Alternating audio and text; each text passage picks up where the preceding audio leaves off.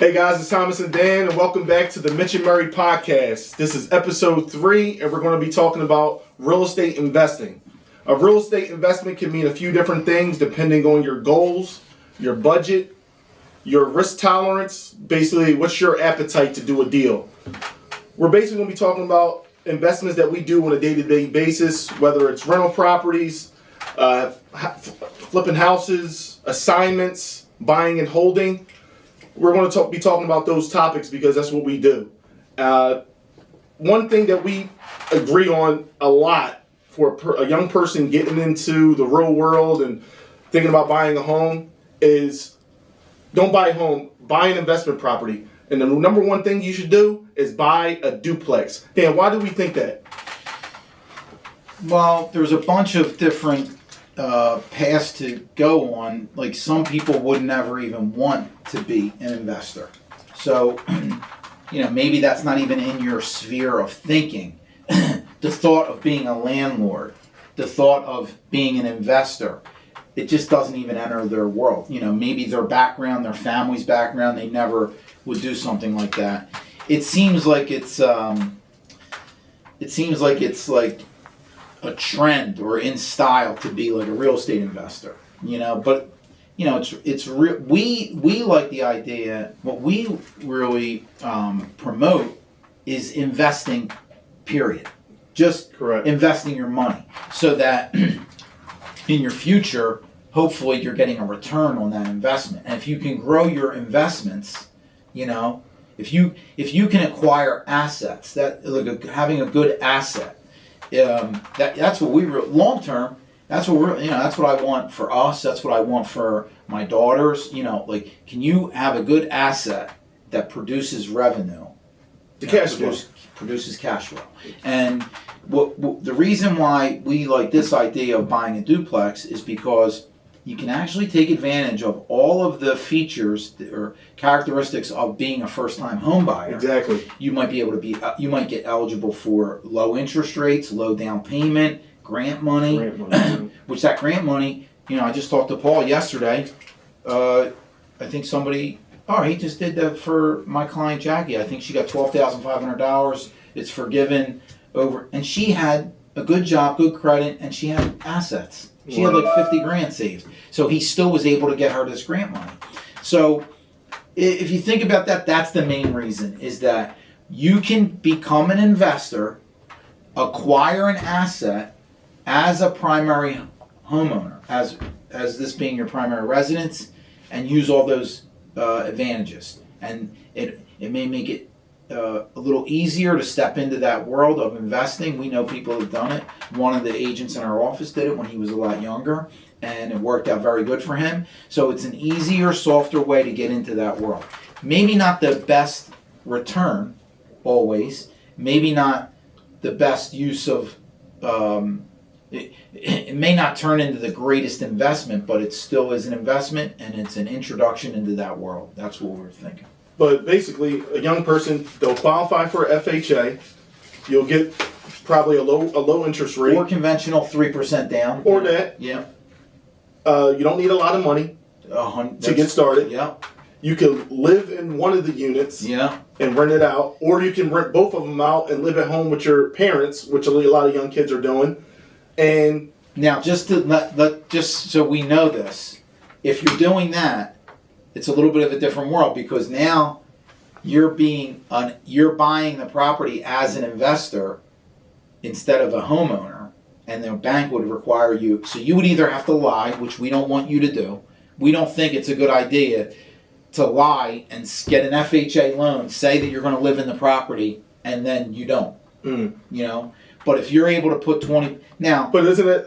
It's only got to live there for 12 months. Correct? So that's what we should let everybody know, is that you could do what you want.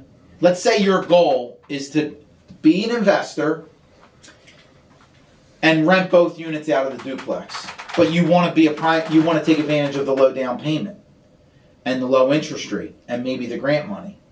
Buy it, live in it for 1 year, then move back to your parents and rent the other unit. That's 100% above board and in turn in the agreement with what you're agreeing to in your loan contract. Right. Now, I know we were talking about duplexes, but even if someone had a little bit of extra cash and wanted to be a little bit more aggressive, they can go all the way up to a 4-unit building with that loan, can't they? With an FHA loan? 1 to 4 units FHA Now, or conventional. That changes the game totally. If they buy a triplex, a quad. Yeah. If they do that, now they're living in a building with 2 or 3 other tenants, and they might not like that. But I agree with you. Buy a quad if you can. If you got the appetite to buy a duplex and your plan is only 1 year, sacrifice the 1 year. Right. You know? And that's what a lot of people don't like to hear, sacrifice. They don't you got to be willing to sacrifice to get what you want sometimes in life. It's really hard to, and this is what we're saying. If you're just graduating college, you're starting college and you're young, this is the time to do it. Cut out the partying and trying to buy a nice car. This is what you get a job, you want to buy a nice car all of a sudden. Cut that out. Get rid of all the go to work. We say go to work, save your money, sacrifice now in your 20s. Put the time in. This is the time to do it. And it's a great time to do it. We just were talking about not to segue into it, but we were talking about how you came up with money and what you did. Thomas took on a second job. And we're saying, get a third job. Yeah. And work. Work as much as you can now. Save your money. Put some money together. And it's very hard to do. And here's another thing, Dan. The only successful people in real estate are the workers.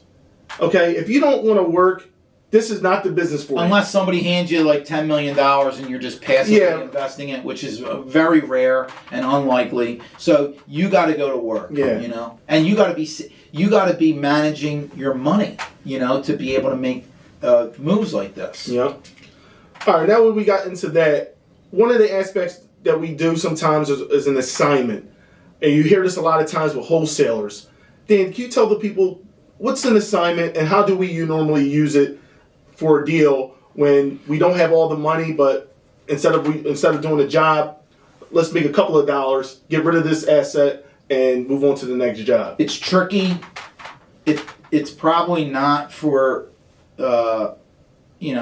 it's a more seasoned person that's getting involved in this. There's a lot of nuances to it, and you're basically getting a deal. You're able to make a deal on a property to buy it. You're buying it at the right number, and at that point, you're making a decision. Do you want to acquire it, fix it up, rent it, sell it, flip it, or if you have another buyer lined up, you can assign that contract to them. Right. And for a fee. Right. Now, there are changes in the Philadelphia area or in Pennsylvania where now if you're doing that business, you have to be licensed as a real estate professional, which can be even a little bit trickier because technically when you're talking to a client about selling their home, you have to put their interest first.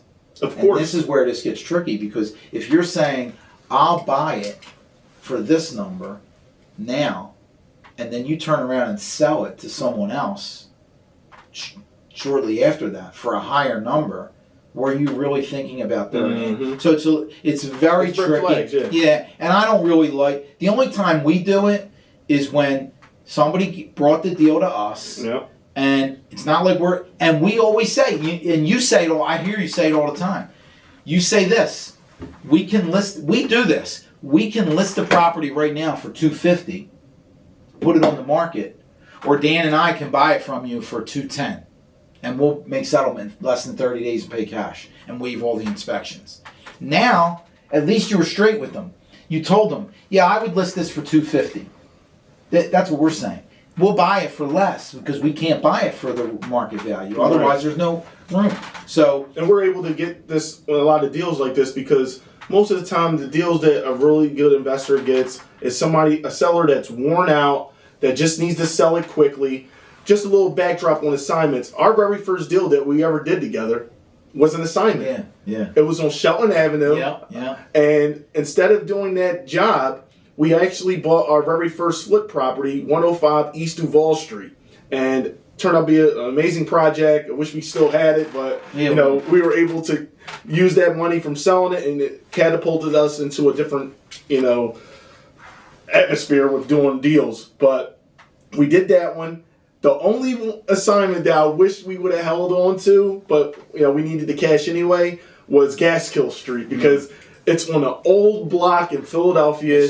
Historic property. Yeah. It was actually, it had good bones. It would have been a total like renovation and demo, but it would have been a good property, to have, and we probably could have rented it out probably for $5,000 a month easily. Yeah. So, but we needed the cash, and we were able to make a good deal with a buyer.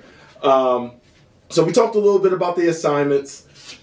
I'm going to save the last rental properties for last, because we do that a lot. But house flipping. This is one of the things where people always ask, when do you know to flip a house or to buy and hold it? You have to remember, too, when we're talking about some of this stuff, it's probably not, if you never did any of this, none of it's a good idea. Like, honestly, if you never got involved in, except buying a duplex, but it's pretty much straightforward. Yeah, you can use a real estate broker or a real estate agent to help you acquire the property and lease it out if you're buying a duplex. Even then, it would be good to get somebody that's a little more seasoned, has experience in investing, pick somebody's brain, have somebody influence you in that way. Like you and I did that, where you got involved in this. You had a real big advantage. I'm not tooting my own horn. I'm just saying, no, absolutely. I was somebody that's older than you, that's in the business, that had experience. It helps if you have a mentor like that in this business. 1,000%. Yeah, this thing with house flipping is so tricky, because you got so many variables. Yep. You got the real estate commission. If you're borrowing the money or using a hard money lender, you got their fees. Then you got the biggest thing is the contractor budget. Yeah. Come on, Contractors is tough. We're going to do an episode on contractors. Yeah, we're going to have, on our podcast, we're going to have contractors come in here and talk to people, because you're going to see the variance. One contractor could give you a price of $10,000, and then you could have somebody else give you a price, I'll do it for $2,500. And you almost wonder, what the hell? Impossible? Yeah. How does one guy offer? And there's no regulation. There's no set guideline. If you're getting a roof done, it's got to be below this or above this. So that variable alone, I say, almost, if you don't have a lot of experience, stay away from trying to flip a house, because you're going to get. And people say, well, I'll do some of the work myself, or my buddy is a roofer, or my friend is a plumber. And you know what? Maybe that's true. Mow from up the street to do the concrete. Maybe that'll work out sometimes, but in the majority of times we see your buddy that said he could do plumbing is not really a plumber, doesn't really know what he's doing. Then you got to hire a plumber. You paid your buddy, now you got to hire somebody. So I would say, as a rule of thumb, when you look at the value of the property as if it was completed, there's a term for that called ARV. When you use that value, what is that real value of the property being completed? That's the number that you need, and it needs to be conservative. You can't be putting a value on the property that's a moonshot. You got to be level with the marketplace. Maybe even sometimes we just did it on 54th Street. We bought a property, 1320. Yep. We saw a sale for $280. Yeah. Remember, on the corner. Yeah, but we didn't think about $280. We were thinking $250. $250 was our number. Yeah. So even though we saw a $280 sale, we used $250 because the $280 seemed to be a little bit of an outlier. It was a really nice property. It was well done. Ours would be as nice.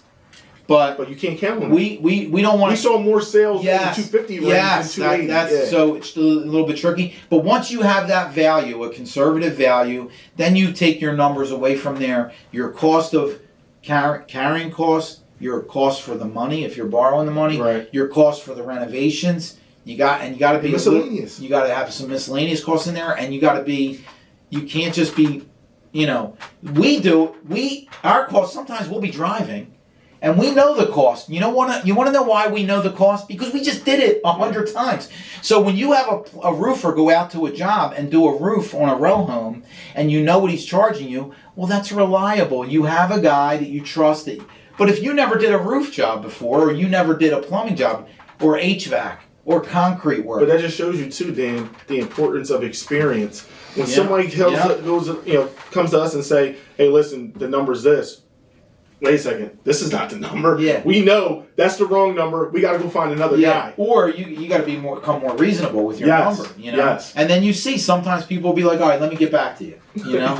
Even our best guys, sometimes they give us the wrong number. Yeah. Guys we love that are working with us, we get a bid on a job. Our business don't work if we can't get the right numbers. You can't do it. And that's why a lot of these, we see it in Detroit, Michigan. We do a lot of business in Detroit, Michigan. We see it in Detroit, Michigan all the time. The job is started, and they abandon the job. Yes. And they abandon the job because at the beginning to middle of the job, they don't have the money to do the job, and their estimates were way off. And now they found out the electric wasn't 10 grand; it was 20. Yeah. The plumbing wasn't this; it was that. Or now we didn't expect that we had to do this. Well, now we got to do this. And they got the most expensive windows instead of getting. Let me get some high-end doors and windows. Really? Why are you doing that? You know, and it kills the job. It kills the profit. But this is a little bit off topic. But me and you find ways to add a little touch to bring in a nice look to the without property. Spending a fortune. The biggest thing, paint. Nice or an accent color. Yes. We do this thing with the doors. Our doors. We buy these cheap doors. And then we paint them. And we have a color that's a real nice contrast of the colors that we're using in the house. And it looks like a high-end door, you know? We had a retaining wall on our first flip, 105 East Duval Street, and the contractor put up a retaining wall. It was absolutely hideous. Pink. It was like a pinkish stone. I was upset. Dan was upset. And I was like, you know what? Let's paint it. We used this paint that we still use it. Yeah, we still use it. Iron ore. Iron ore. It hides blemishes. It's a great looking color, and we did semi-gloss white accent caps. And it turned out great. And now we use it on mostly every property we do. Yeah. If we got to hide a blemish or something, it turned out great. So with the experience, you do, but that's what I'm saying. That's what I'm saying. It takes a long time to get experience, and the truth is there's a lot of pain in this business. Yeah. There is a lot of pain that a lot of people can't stomach. But we've been able to do it and once you go through that pain, you learn a lot. Yeah. Sometimes you get punched in the face. You want to get back up? Yeah, you got to fight. You got to get back up. It's very hard because sometimes you get punched really. Yes, you get punched really hard. Yeah, we got punched a lot this last week, but what is that term? Fight or flight. Yeah, fight or flight. Yeah. And you got to fight. Yeah. So, but one thing you did touch on earlier, the thing is, when you're getting involved in this business, it is good to have a business partner, someone that you can trust. When you can trust somebody, it really helps a lot. Yeah. And this person is in the hole with it. They're in it. Now that is tricky too because you don't always know. I know. It's almost like a marriage. Like you're not that I would know too much about that.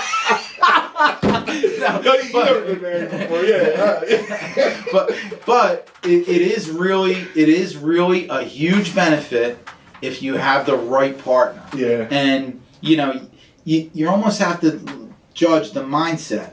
Like you and I are on the same mindset because we're really thinking more long term. Yeah, we're on the same. Like if you were thinking, no, I need to make. I mean, people don't know, but we're not making a lot. The money we make.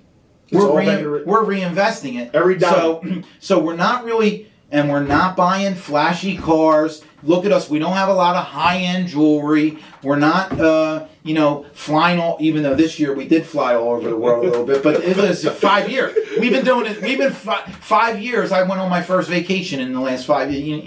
Not the first, but a big vacation. But I'm just saying, you got to have that same mindset as your partner, where you're going. You know what? Let's go long term. Let's play the long game. You and I are doing that. Let's take all of our money, and when we say all of it, He'll tell you it's all of it. Every dime we got, we're pushing it in and we're reinvesting it into these deals that we have. And I'm not scared one bit. Yeah, and we're not afraid. And we're, sometimes it does get a little tough. If you're scared, get a dog. Yeah. I mean, think about it. It does get tough though sometimes where you're like, you know what, we're in a tough spot. Getting punched in your face isn't fun. And then you get hit with last 2 weeks ago, hey Thomas, I don't know what's going on, but your building's on fire. Yeah. You get that call? Nobody wants that call. Scary. But you get that call, and it's like, oh my God, do we have insurance? What's going on? Who's there? What's going, and you freak out. So you have that kind of stuff going on, it can be tough. And then the next thing you know, you're writing a check you got to be ready, to write a check for a big number because something stupid happened, So you gotta be ready to make phone calls to get money too. Yeah. That's another big thing. And that's part of where, this business is very hard because you gotta have resources. All right, so we talked a little bit about the flipping houses and, it's not for everybody, but it is a good thing to get involved in if you have the appetite for it. One of the last things I want to talk to you about, what I really like to do, I know Dan likes to do it too, buying and holding. Like Dan said, you want to get as much assets as you can, and this is it. Buying and holding properties, renting them out. I know there's cons to it because you're going to be a property manager. You're going to be taking all the phone calls, but this is how we get to the next level that where we want to go to, which is buying and holding properties, collecting the money, creating cash flow, and using that to get into other properties, bigger properties. One day the Mitch and Murray is going to be probably on a 100 to 200 unit building. We're going to get there. But Dan, let's get into buying and holding properties. Right. So I think this is what we really want. My daughter has just started college, and we've already had discussions about this. And what I wanted to get involved in with you is getting a good property, fixing it up, getting a good property for the right price. Is what we do. Hopefully, fixing it up, leasing it up, trying to get good tenants, making the properties nice as we can within budget, and leasing the properties up, and then refinancing them and holding it and making a commitment. I'm going to hold this property. We always talk about 5 years, but it's funny. We talk about 5 years, and then a year goes by, and we're still saying 5 years. So we're not really thinking 5 years from this date we're going to hold it. We're thinking forecasting, like in this world, what will happen in 5 years, and here's what's going to happen. We know. And it's not like a secret. In 5 years, the market's going to change. The value should go up. The balance of the loan is going to go down because you're making the payments, and you're going to have collected some rent. Mm-hmm. Maybe you get hurt a little bit. Maybe there's something wrong. Maybe you need to make a big repair. All those things do happen, but over the long haul, that's what 5 years looks like. Now, if you bought it right, could it increase in value substantially in 5 years? And I'd say, that's hit or miss. But here's what I do think. If you buy it right, I think it will double in value in 10 years.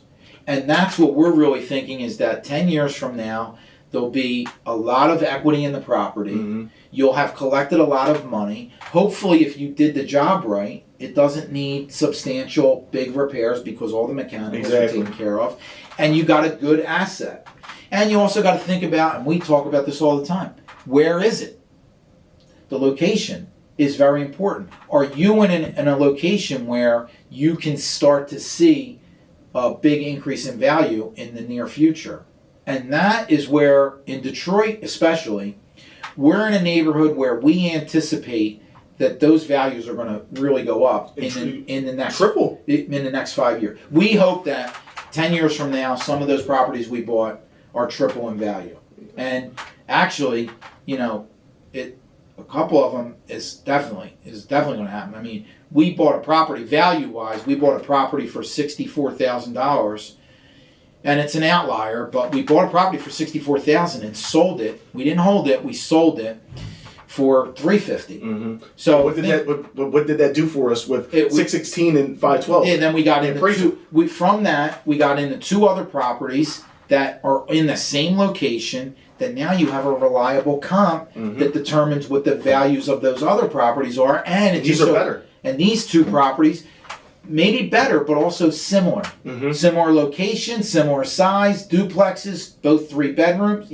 So really made a big difference in that neighborhood. So we want you to we would promote that. Go buy a property, and I always say this. You hear it all the time. If you make a mistake. Let's say you did overpay. All right, give it some time. Time will heal that mistake if you can hang in there and hold on to the property, get a good tenant, and like you said, there's the cons to this is, do you want to be a landlord? Yeah. Do you want to be a property manager? It's hard to do, but you can do it, and it's not as hard as people's.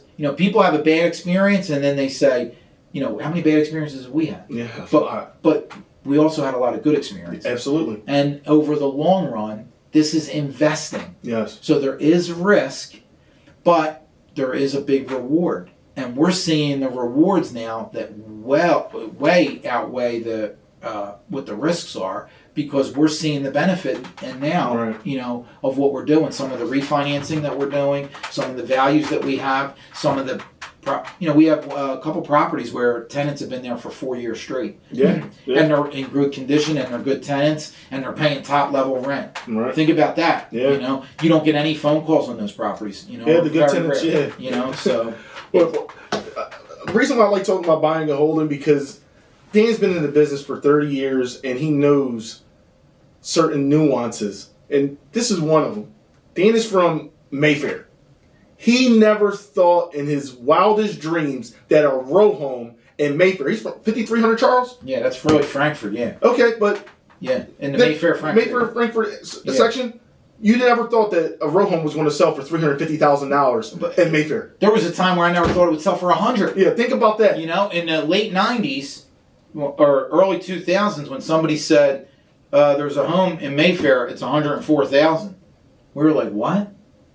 There's a home in Mayfair selling for over $100,000, and now you got these row homes selling for over $300,000. Yeah. But what I'm saying is, a regular home, nothing fancy in Mayfair, is way more than what you thought it would ever sell for. Yes. I'm not saying not even it has to be renovated. That means that the market has grown so much in this particular neighborhood that you could have just bought a house and did nothing to it and lived there and sold it. Yeah.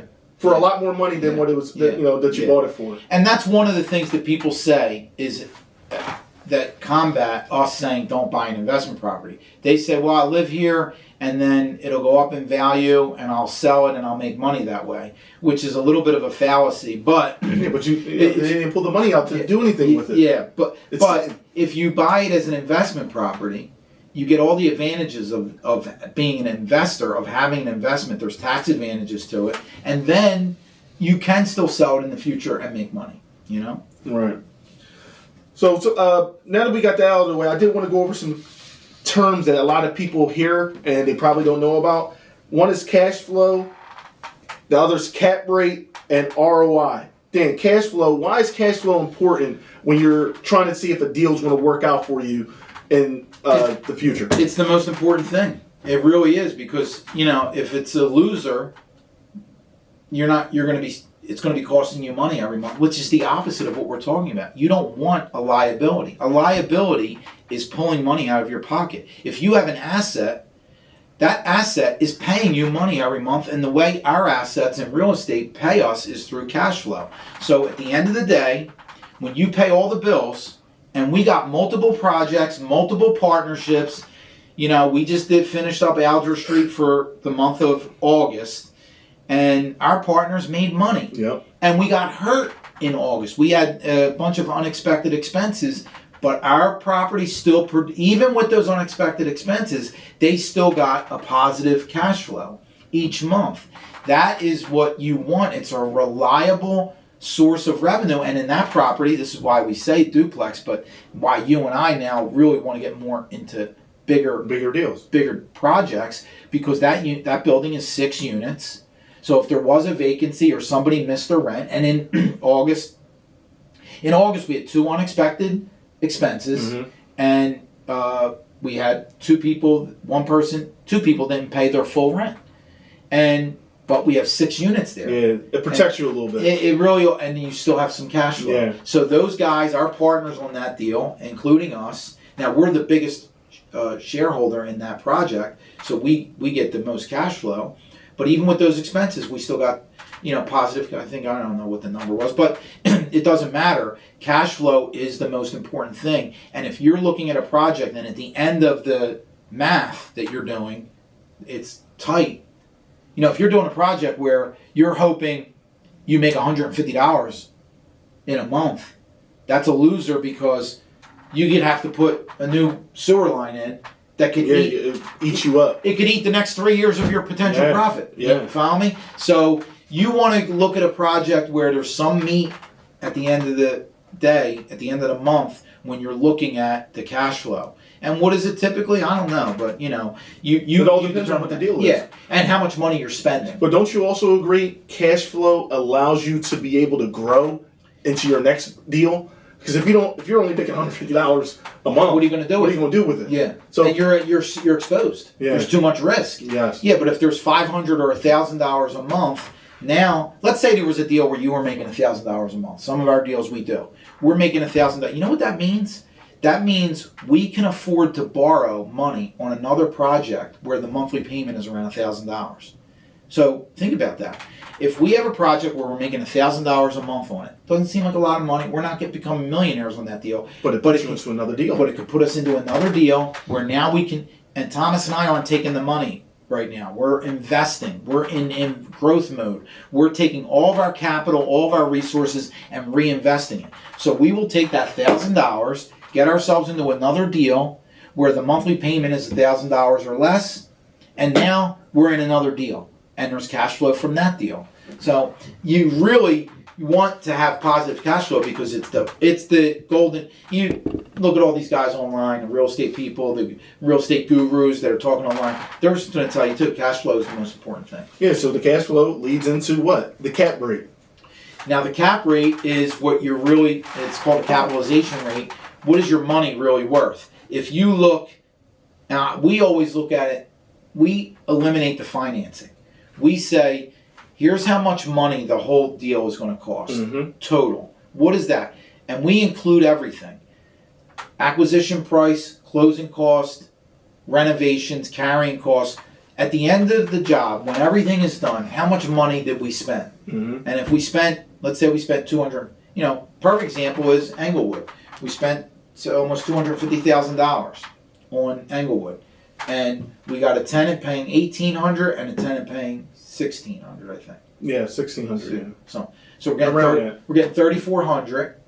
$3,400 times 12 is almost $41,000, and then you got to back out the taxes and insurance. And taxes aren't that expensive in Detroit. Yeah, they went up a little bit there, but even if the number was $10,000, and if you think about it, that's high. Yeah, it's less than that, but. Now we were at $41,000 in gross rents. That doesn't factor in vacancy and some repairs, but we're over exaggerating the cost annually. Yes. To say it's $10,000, which we always do. Let's say it's $11,000. Now you got $30,000, right? And this is how you do it. We do it all the time. $30,000 divided by the total investment, and it's 12% return. Okay. Now 12%. That's not our best cap rate. Our best cap rate is probably Ontario Street, which it was over 18%. Yeah, 18%. But if you go into MLS right now, what cap rate are you seeing? Yeah, 6. And they're saying that's a good deal. What's a good? What are you going to find on MLS? Yeah, but think about it. Let's say we just said we were getting 31. Let's say we were getting $30,000 of revenue.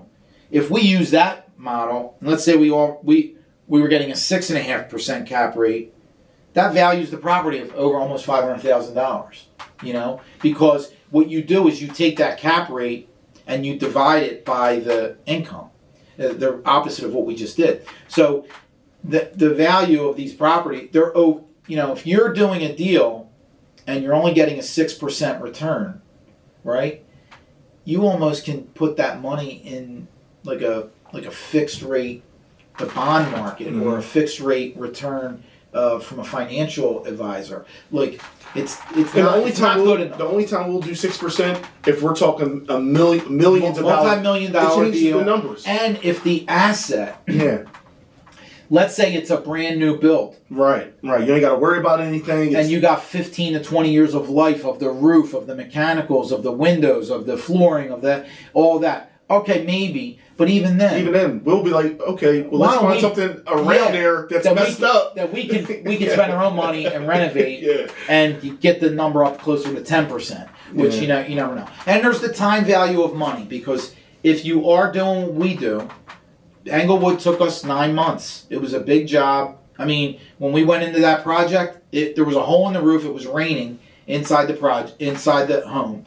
So it took us 9 months. For that 9 months, we didn't make any money on our money. Yep. So that's a factor too that you got to take into consideration. Right. So let's go over the things that we just talked about. We went over assignments. Assignments is more so for season. Somebody's season, like Dan or myself. House flipping, the pros, passive income, tax benefits, you have some leverage. The cons, do you really want to be a property manager? It's a lot of headaches. You're going to deal with some vacancies, repairs. It's a job. And then rental properties, which we love because we buy and hold. The pros, passive income, we're creating that cash flow. It's a monthly income. We get tax benefits, and we have leverage too to probably use that property to go get another deal. The cons, like I said, the property management, vacancy, repairs, and it's a job when you get involved in this type of stuff. I think that was pretty much it. We're going to wrap up today. I mean, remember this too. What we're also saying is, if you're younger, go to work. Yeah. Save your money. Get a second job. Get a third job. Put some money together so that you have some cash to make an investment. That's usually the best way to do this. So, we're really promoting that, or, also buy a duplex. We love that idea too. Right. Well, thanks for tuning in, and always be closing, guys. Thanks for checking us out.